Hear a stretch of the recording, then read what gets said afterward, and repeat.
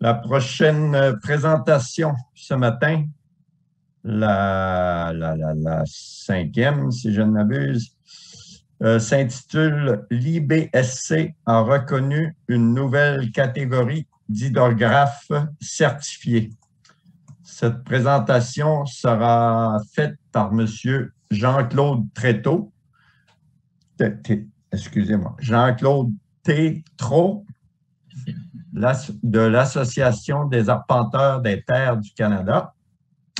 Alors, Jean-Claude est directeur exécutif pour l'Association des arpenteurs des terres du Canada depuis 1999 et le Conseil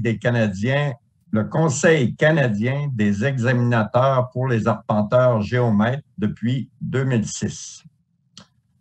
Enregistré comme arpenteur géomètre au Québec, maintenant à la retraite, en 1982, et arpenteur des terres du Canada en 1994, il a obtenu sa maîtrise en administration des affaires en 2002. Avant d'occuper ses postes actuels, Jean-Claude a exercé comme arpenteur géomètre dans le secteur privé pendant 16 ans. Il a reçu des prix de reconnaissance de Ressources naturelles Canada en 2011 et en 2017 pour sa contribution à la modernisation du système d'arpentage des terres du Canada. En 2019, il a été accordé, on lui a accordé le statut de membre honoraire à vie de l'AATC, l'Association d'arpenteurs des terres du Canada. Je voudrais ajouter aussi que l'AATC collabore avec l'Association canadienne d'hydrographie pour notre travail de maintenir, entre autres, notre site web et de l'améliorer constamment. Et là-dessus, nous avons une belle collaboration et j'en profite pour remercier Jean-Claude et son équipe. C'est très important pour nous. On n'a pas les ressources encore dont peuvent profiter leur ATC et ils nous aident avec leurs ressources et bien sûr, on les rémunère en conséquence. Alors, sans plus tarder, Jean-Claude, je te laisse le plancher. Si tu veux bien partager ton écran, tu peux y aller. OK. Tu vois pas mon écran en ce moment, là? Oui. Oui, OK. Parfait. Merci, Richard. Bon matin, tout le monde. Alors, aujourd'hui, je vais vous présenter un court résumé du programme canadien de certification hydrographe et aussi, je vais insister sur des nouveautés qui sont tout récentes. J'aimerais remercier Citco de m'avoir accordé cette opportunité de vous parler ce matin. Alors, c'est quoi l'Association des arpenteurs des terres du Canada? Ouais, c'est un organisme national de délivrance de permis pour les professionnels de l'arpentage dans les 3 territoires canadiens, dans les parcs fédéraux, dans les réserves autochtones, sur et sous la surface des océans. Le titre exclusif attribué à ces professionnels est celui d'arpenteur des terres du Canada.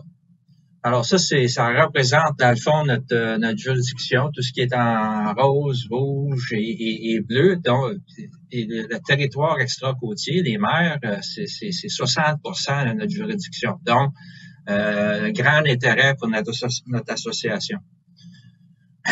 Alors, on note, le programme canadien a été officiellement agréé par le Comité international FIG, OHI-ACE sur les normes de compétences des hydrographes et les spécialistes en cartographie, qu'est-ce qu'on appelle le IBSC, en avril 2016. C'est le second modèle au monde à recevoir la reconnaissance. L'autre modèle, c'est le Australasian Hydrographic Surveyors Certification Panel. Et ça donne qu'on a signé une entente réciprocité qui facilite la mobilité de la main-d'œuvre entre les deux certifications. On a aussi, là, on est le second modèle, mais ça peut changer dans les années prochaines. On a appelé qu'il y a 2 autres régions qui ont appliqué avec l'IBSC pour obtenir leur certification. C'est the Hydrographic Society of America et the International Federation of Hydrographic Societies. Mais aussi, on a appris qu'au niveau académique, l'Université du Nouveau-Brunswick a aussi appliqué pour obtenir leur catégorie A. Et bien entendu, on sait que CIDCO, le programme de CIDCO, a obtenu la catégorie B et le Marine Institute à Terre-Neuve. Alors, ça risque de changer, mais notre programme continue. Ouais. Alors, des niveaux, le programme est conçu pour pouvoir voir la formation des catégories A et B agréées par l'IBSC au Canada, tout en standardisant les exigences et connaissances requises pour les personnes possédant une formation et de l'expérience non agréée en hydrographie. Le programme comporte 3 niveaux. Avant, c'était 2, maintenant, on a 3 niveaux. C'est le 3e niveau qui est nouveau. Alors, dans tous les cas, des candidats doivent avoir la formation marine. Ça, je n'irai pas en détail. C'est les 3 formations et ou équivalents. Bon, je vais vous parler un peu du conseil, le Conseil canadien des examinateurs et des arpenteurs géomètres, parce qu'on réfère à leur syllabus dans le programme pour définir les exigences académiques. Alors, le Conseil canadien des examinateurs établit, évalue et certifie les qualifications académiques des individus qui font une demande d'inscription afin d'obtenir un brevet d'arpenteur géomètre et ou devenir un professionnel de la géométrie dans toutes les juridictions canadiennes sauf le Québec. Je fais référence au CCAG, que je l'ai mentionné tantôt, puis si vous voulez avoir des détails sur c'est quoi des exigences académiques, vous allez sur le site web de CCAG, puis vous allez trouver comme par exemple mathématiques, géodésie, c'est tout défini, c'est quoi les exigences. Alors, il y a le niveau 1, puis il y a 3 trajets, puis le niveau 1, c'est un hydrographe qui possède des compétences pour entreprendre et gérer des projets d'hydrographie. Puis là, je vais prendre une parenthèse à ce moment-ci. C'est beaucoup de gens, d'ailleurs, il y a quelqu'un qui m'a appelé hier. Il dit, comment est-ce que je fais pour avoir la catégorie B, catégorie A dans votre programme? J'ai dit, non, on va reculer un petit peu, là. C'est catégorie A ou catégorie B, c'est des programmes, académiques qui ont été reconnus par l'IBSC. Nous, quand les gens viennent chez nous avec une catégorie A et catégorie B, ça ouvre beaucoup des portes. Puis là, vous voyez l'exemple. Si vous regardez le cheminement du milieu, quelqu'un qui a une catégorie A, tout ce qu'il a besoin, c'est 2 ans d'expérience et un rapport de projet. On regarde pas le point de vue académique, c'est réglé. On sait que catégorie A rencontre nos critères.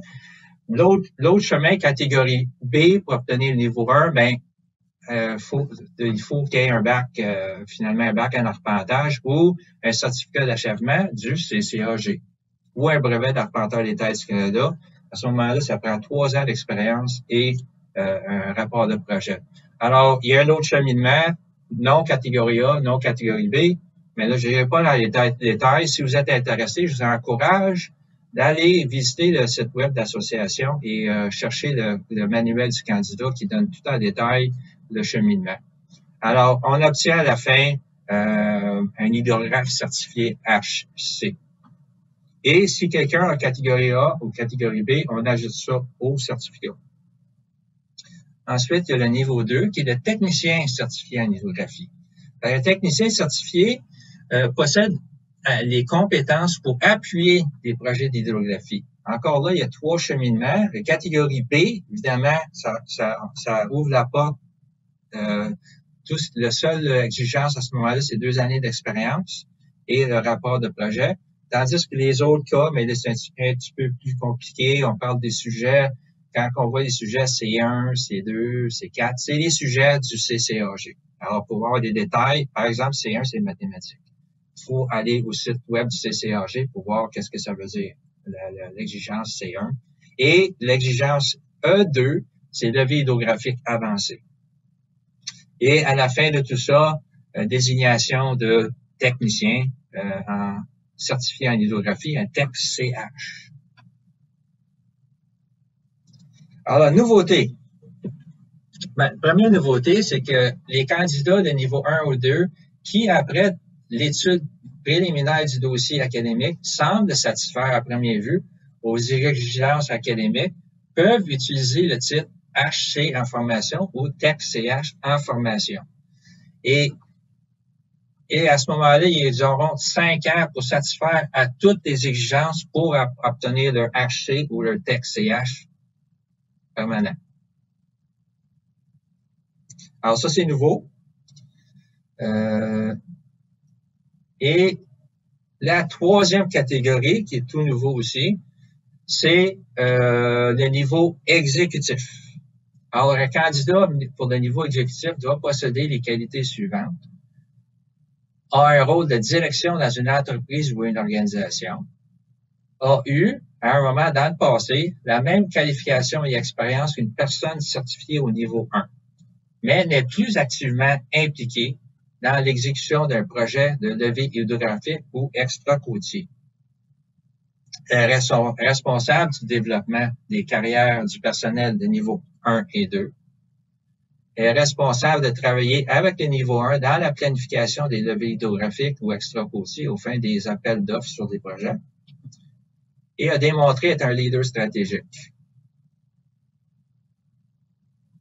Alors, pour le niveau exécutif, c'est un petit organigramme de comment ça fonctionne. Alors, si quelqu'un a le niveau 1, oui, doit répondre aux exigences de formation continue, oui, possède une expérience de gestion suffisante, obtient le certificat HEC. Sinon, alors ça devient un petit peu plus compliqué, doit répondre aux exigences du PCH niveau 1, dont on réfère à l'organigramme précédent. Ensuite, c'est évidemment formation continue. Et c'est aussi simple que ça. Alors, pour maintenir la certification, c'est notre exigence au point de vue de formation continue, c'est 45 heures dans les derniers 3 ans, donc en moyenne 15 heures par année.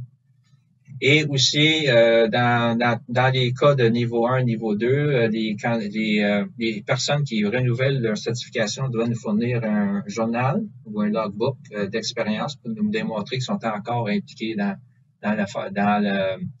les opérations d'hydrographie.